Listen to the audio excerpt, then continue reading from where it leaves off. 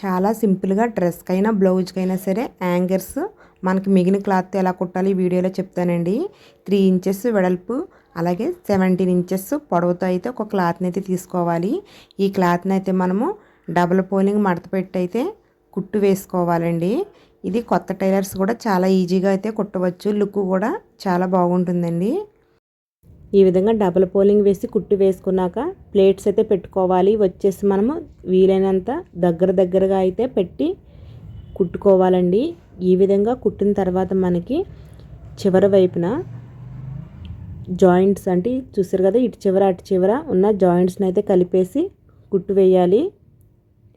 ఈ విధంగా కుట్టు వేసిన తర్వాత మనకు వచ్చేసి లుక్ అయితే ఈ విధంగా ఉంటుందండి.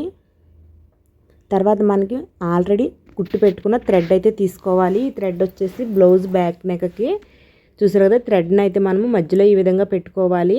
మనకి గ్యాప్ ఎక్కువ ఉన్న వలన ఈ విధంగా మనము ప్లేట్స్ని అంటే ఒకదాని మీద ఒకటి మడత కింద పెట్టి అయితే కుట్టు వేసుకోవాలి.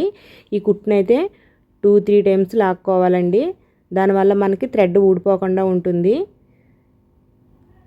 చూసారు కదా, ఈ విధంగా లాక్కుంటే మనకి ఇది కొద్దిగా ఫ్లవర్లా అయితే వస్తుంది. చూసారు కదా, అయితే మనకి 1 ఇంచు పైకి ఒక మార్కింగ్ చేసుకోవాలి.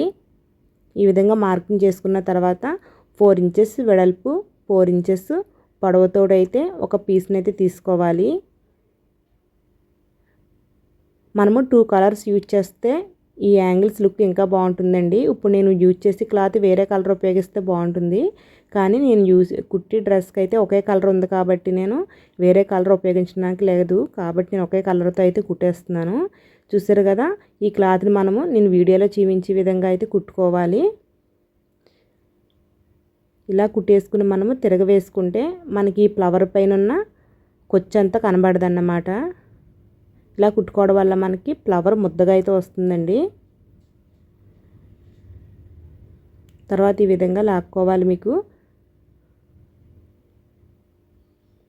చూసారా, మనకి చాలా నీట్గా అయితే ఉంటుంది, ముద్దగా వస్తుంది. మనము పైన రెడ్ కింద గ్రీన్ ఉపయోగిస్తే ఇది ఒరిజినల్ ఫ్లవర్ లాగా అనిపిస్తుంది అన్నమాట. ప్లీజ్ అండి, వీడియో నచ్చితే లైక్ చేయండి, ఛానల్ని సబ్స్క్రైబ్ చేయండి. మీకు కనుక బ్లౌజ్ కటింగ్లో కానీ స్టిచ్చింగ్లో కానీ డౌట్స్ ఏమన్నా ఉంటే కామెంట్ బాక్స్లో పెట్టండి, తప్పకుండా రిప్లై ఇస్తాను.